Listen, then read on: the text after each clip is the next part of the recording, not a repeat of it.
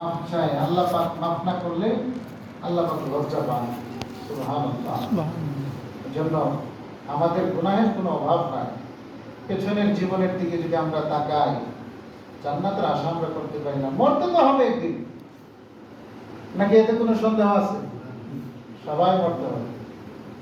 যত বড় বড় ক্ষমতাওয়ালা দেখেন, টাকাওয়ালা দেখেন, দাপটশালী দেখেন, কেউ অতীতের কেউ বেঁচে নাই, সবাই মরছে।